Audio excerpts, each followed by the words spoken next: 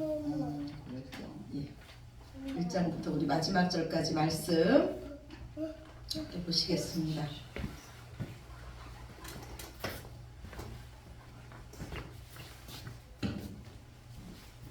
예, 우리 다 찾으셨으면 한 절씩 교독하시겠습니다. 주 여호와의 영이 내게 내리셨으니 이는 여호와께서 내게 기름을 부으사 가난한 자에게 아름다운 소식을 전하게 하려 하심이라. 나를 보내사 마음이 상한 자를 고치며 포로된 자에게 자유를, 갇힌 자에게 노임을 선포하며 여호와의 은혜의 영화와 우리 하나님의 보복의 날을 선포하여 모든 슬픈 자를 위로하되 무릇 시온에서 슬퍼하는 자에게 화관을 주어 그 죄를 대신하며 기쁨의 기름으로 그 슬픔을 대신하며 찬송의 옷으로 그 근심을 대신하시고 그들이 의의 나무 곧 여호와께서 심으신 그 영광을 나타낼 자라 일컬음을 받게 하려 하심이라. 그들은 오래 황폐하였던 곳을 다시 쌓을 것이며 옛부터 무너진 곳을 다시 일으킬 것이며 황폐한 성읍 곧 대대로 무너져 있던 것들을 중수할 것이며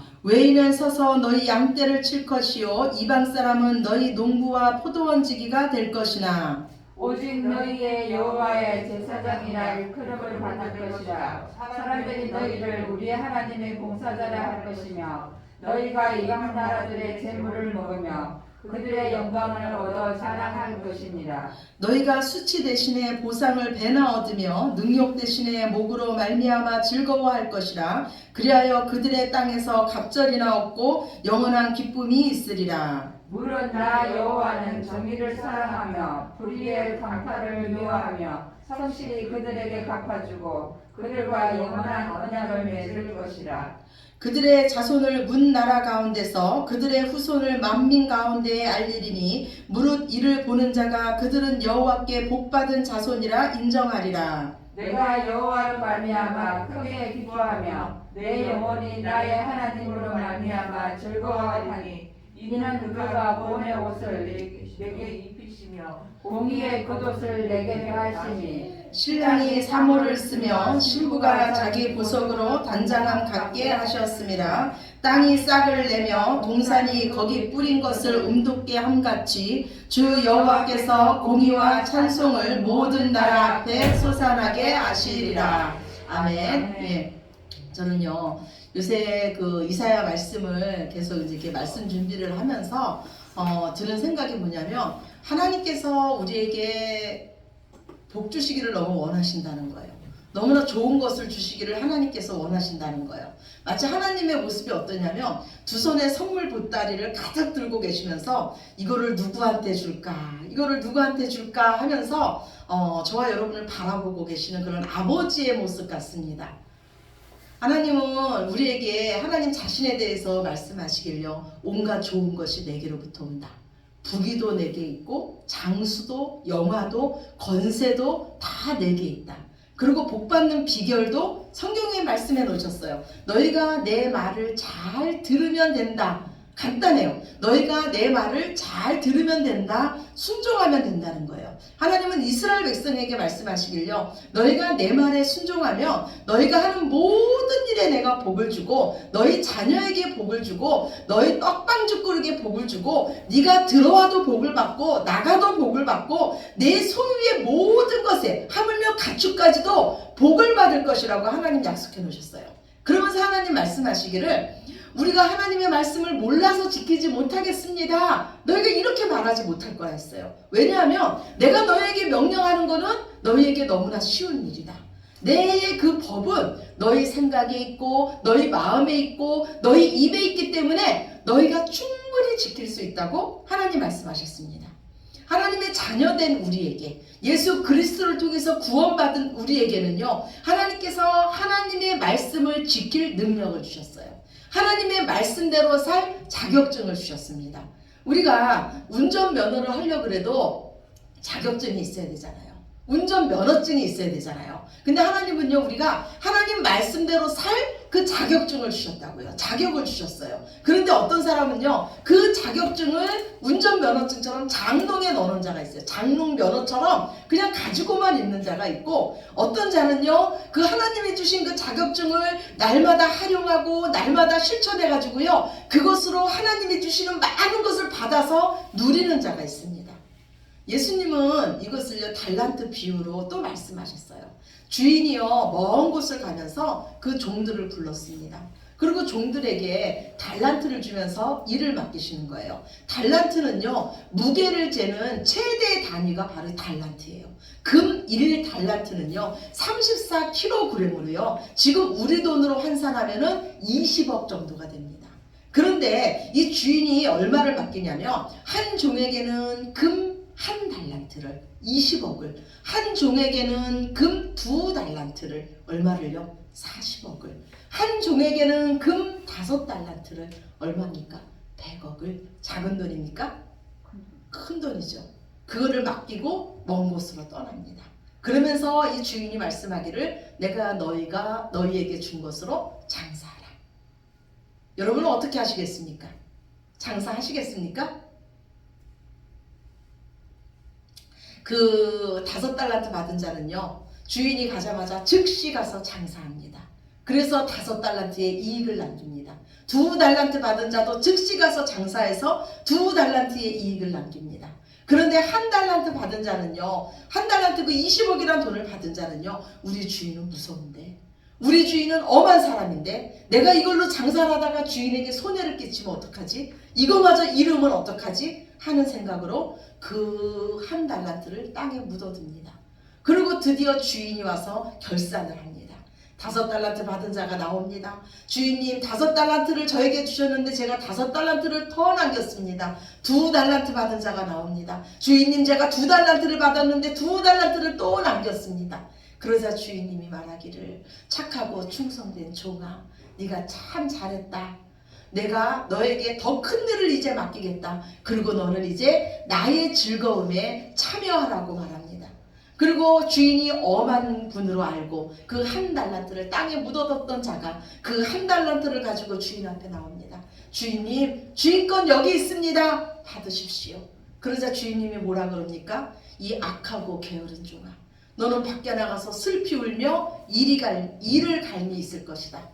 그리고 나서 이 1달란트 있던 것을 뺏어서 가장 많이 가진 10달란트 가진 자에게 그것을 줍니다. 우리는요, 이 달란트 비유를 들으면 무슨 생각을 합니까? 나는 몇 달란트 받은 자일까? 아마 나에게는 하나님이 아무 달란트도 안 주신 것 같아, 이렇게 생각할 수도 있습니다. 그러나 저와 여러분은요, 모두 다 달란트를 받은 자예요. 우리는 모두 다 하나님의 일을 맡은 일꾼입니다. 하나님의 사명자예요. 왜냐하면요, 하나님은요, 죄와 허물로 죽었던 저와 여러분을 살리셨습니다. 하나님의 형상대로 다시 회복시키셨어요.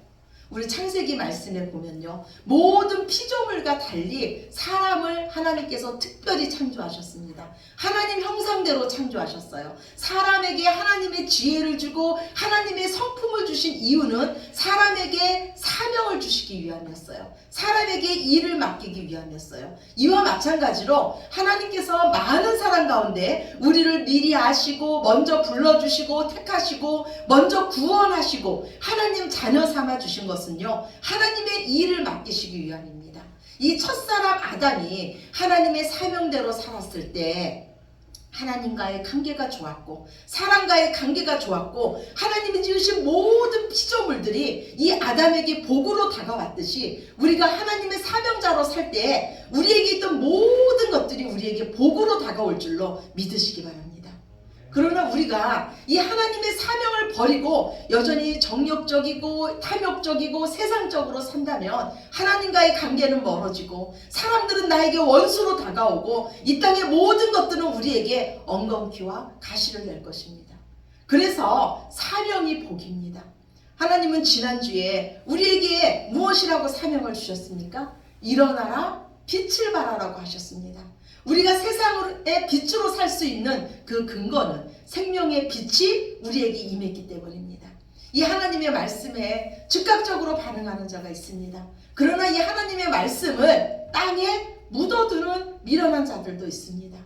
오늘 그 달란트 비유에서 보면요, 5달란트 받은 자나 2달란트 받은 자는요, 즉각적으로 하나님 말씀에 순종했다는 거예요.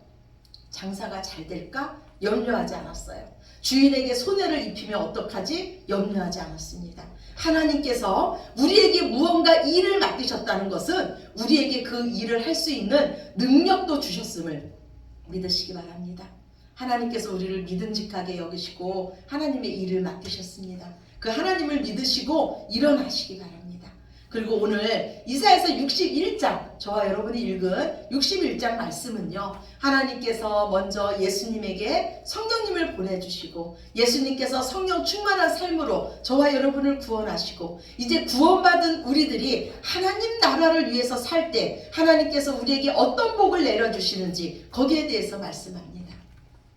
하나님은 우리들을 구원하시기 위해서 예수님을 이 땅에 보내주셨습니다.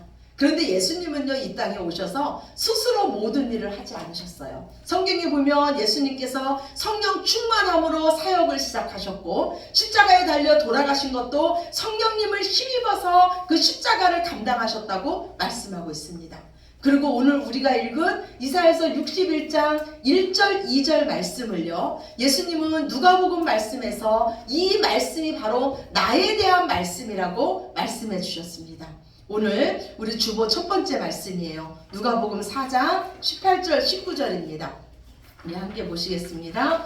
주의 성령이 내게 임하셨으니 이는 가난한 자에게 복음을 전하게 하시려고 내게 기름을 부으시고 나를 보내사 포로된 자에게 자유를, 눈먼 자에게 다시 보게 함을 전파하며 눌린 자를 자유롭게 하고 주의 은혜의 해를 전파하게 하려 하심이라 하였더라. 아멘. 예, 주의 성령이 내게 임했대요. 예수님이 말씀하시는 거예요. 주의 성령이 내게 임했으니, 하나님께서 예수님에게 성령님을 보내주신 이유는 먼저 예수님께서 기름 부음을 받은 자이기 때문이에요. 기름 부음을 받은 자라는 것은 예수님께서 하나님께서 보내주신 만왕의 왕이요 우리의 죄를 없이 하시는 제사장이요 하나님의 말씀으로 이 땅에 오신 선지자라는 거예요.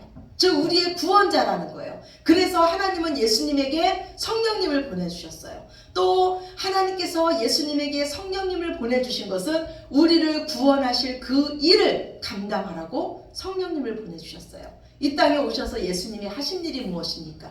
영육이 가난해서 스스로는 어떤 일도 할 수 없는 자, 마음이 통해한 자, 마음이 찢어진 자, 마음이 상한 자를 위로하라고, 무엇으로? 복음으로 그들을 위로하라고 예수님을 이 땅에 보내주셨습니다. 죄로 인해서 여전히 죄의 포로로 있는 자에게 복음을 전해서 그 눌린 자를 자유롭게 하라고 예수님을 이 땅에 보내주셨어요. 이 세상에서 가장 복된 소식, 가장 아름다운 소식은 복음인 줄로 믿으시기 바랍니다. 마음이 상한 자, 정말로 위로가 필요한 자를 여러분은 무엇으로 위로하시겠습니까? 바로 복음입니다. 하나님께서 당신을 사랑하셔서 당신의 과거와 당신의 현재와 당신의 미래의 모든 죄를 없이 하시고 당신을 책임져 주신다. 이제 당신은 하나님의 자녀라는 이 복음뿐이 없다는 것을 믿으시기 바랍니다. 예수님은요 우리에게 은혜의 해를 선포하러 오셨어요. 은혜의 해는 희년입니다. 희년은요 이스라엘 백성이 50년에 한 번씩 맞는 해였어요. 50년에 한 번이면요 일생의 모든 사람들이 한 번뿐이 맞을 수가 없습니다. 일생에 한 번 있는 해예요. 이 희년은요 모든 것이 원 위치로 돌아가는 해가 바로 희년이에요. 빛에 있던 자가 이 빛 때문에 자기 땅을 팔았습니다. 그러면 50년째 되는 희년에는 이 땅이 본 주인에게로 돌아옵니다. 빛 때문에 내가 다른 사람의 노예로 팔려갔습니다. 그러면 50년째 되는 이 희년에는요 노예에서 해방돼서 신분이 회복됩니다. 옥문이 열려서 죄수가 석방되는 해가 바로 이 희년이었습니다. 희년은요 어떤 자에게 기쁜 소식이었을까요? 가난하고 억눌리고 포로가 되어있던 자에게는 기쁜 소식이었어요. 그런데 이 희년이 이스라엘의 역사상 지켜졌을까요? 지켜지지 않았을까요? 지켜지지 않았습니다. 지켜지지 않았어요. 한 번도 지켜지지 않았어요. 이 희년이 50년에 한 번씩이 희년이 지켜졌다면 이스라엘 백성 중에 가난한 자는 한 명도 없어야 됐습니다. 그런데 예수님 오실 때까지 한 번도 지켜지지 않았어요. 그러면 이스라엘 백성이 한 번도 지키지 못할 이 희년을 하나님은 왜 만들어 놓으셨을까요? 하나님은 분명히 이 백성이 이 희년이라는 제도를 지키지 못할 것을 아셨습니다. 그러면서도 희년이라는 제도를 만드셨어요. 왜냐하면 희년을 지키실 분이 있으시기 때문입니다. 오직 예수님만이 이 은혜의 해를 선포하고 우리에게 희년을 선포하실 수 있습니다. 예수님께서 십자가에서 우리의 모든 죄 문제를 해결하심으로써 죄의 포로로 있던 자가 자유케 됐습니다. 죄의 옥문이 열렸습니다. 죄 때문에 마음이 상한 자들이 위로함을 받았습니다. 아무 소망이 없던 가난한 자들에게 복된 소식이 전해졌습니다. 예수님은 우리의 슬픔을 기쁨으로, 우리의 근심을 찬송의 옷으로 바꾸셨습니다. 이제 우리에게 맡겨진 일이 무엇입니까? 이 희년을 우리가 선포하는 겁니다. 은혜의 해를 우리가 선포하는 겁니다. 죄와의 전쟁이 끝났다고 우리가 선포하는 겁니다. 만약에요, 우리나라에 이 산골 오지에 사는 한 사람이 있었다고 생각해 보세요. 이 사람은 한 번도 이 산 아래로 내려온 적이 없습니다. 그런데 어떤 사람이요, 막 등산을 하다가 이 사람을 발견했어요. 그러면서 이 사람에게 말하는 거예요. 당신은 왜 여기서 이렇게 삽니까? 전기도 없고 수도도 없는 이곳에서 왜 이렇게 힘들게 삽니까? 그랬더니 이 사람이 뭐라 그러냐면, 어떻게 내가 산 아래로 내려갈 수 있습니까? 지금 우리나라는 일제 감정기 아닙니까? 우리 일본군들이 무서워서 저는 산 아래로 내려갈 수가 없습니다. 만약에 이런 사람이 있다면 여러분은 이 사람에게 뭐라고 말해주고 싶습니까? 아니, 이 사람아, 1945년 8월 15일에 우리나라는 이미 해방됐는데, 지금 대한민국이 얼마나 잘 사는 나라가 됐는데 당신은 여전히 그 산꼭대기에서 이처럼 불편한 삶을 살고 있습니까? 이 해방을 그 사람에게 알려주지 않겠습니까?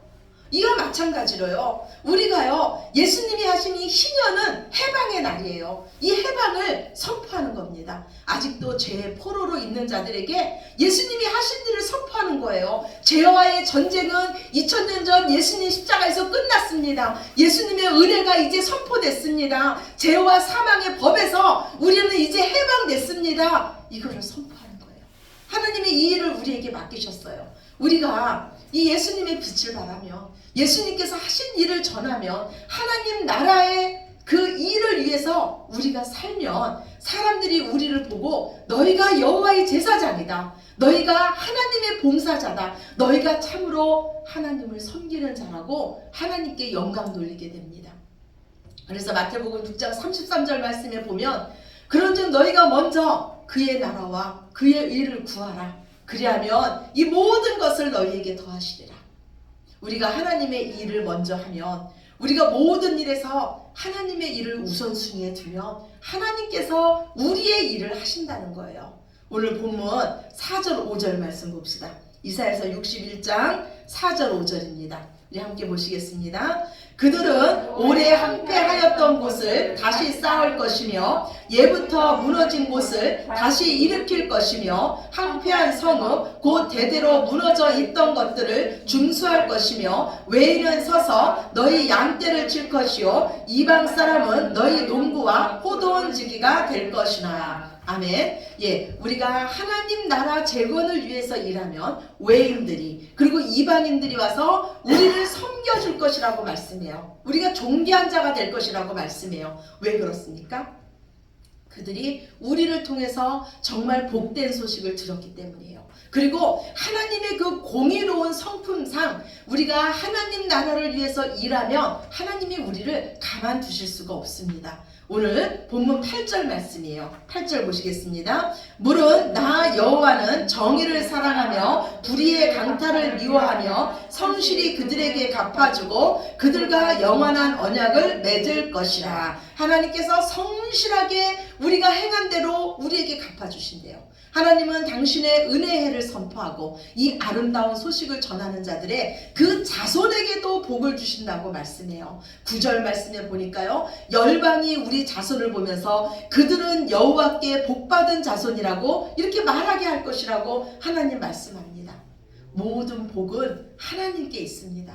그래서 이 하나님을 아는 자는요, 하나님 외에 다른 것을 구하지 않습니다. 그분이 바로 복 자체이기 때문입니다. 그래서 여호와께 복 받은 자는요, 이처럼 고백합니다. 우리 10절이에요. 10절 봅시다. 시작. 내가 여호와로 말미암아 크게 기뻐하며 내 영혼이 나의 하나님으로 말미암아 즐거워하리니 이는 그가 구원의 옷을 내게 입히시며 공의의 겉옷을 내게 더하시니 신랑이 상호를 쓰며 신부가 자기 보석으로 단장함 같게 하셨음이라. 예. 여호와께 복받은 자는요, 오직 하나님으로 말미암아 기뻐해요. 오직 하나님 그분 자체만으로 즐거워합니다. 왜냐하면 그분이 나를 구원하시고 그분이 우리에게 의의 옷을 입혀주셨기 때문이에요. 그리고 그분이 우리에게 입혀주신 것은요, 우리가 가장 아름다운 날, 가장 멋진 날 입는 그 신랑 신부가 입는 옷처럼 우리를 가장 아름답게 단장시켰기 때문입니다.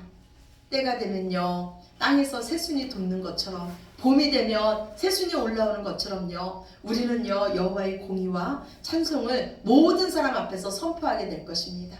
잠잠하지 마시고요, 우리를 구원하신 그 구원의 하나님을 자랑하시고 은혜를 선포하시기 바랍니다. 저와의 전쟁은 이미 끝났습니다. 아직도 어디가 길인지 몰라서 방황하는 자들이 있습니다.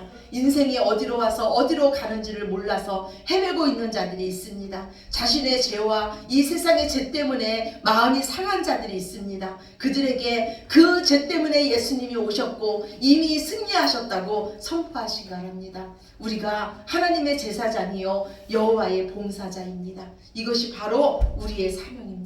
우리에게 이처럼 기이한 일을 행하신 것은 그 하나님의 아름다운 덕을 우리를 통해서 선전하기 위함이십니다.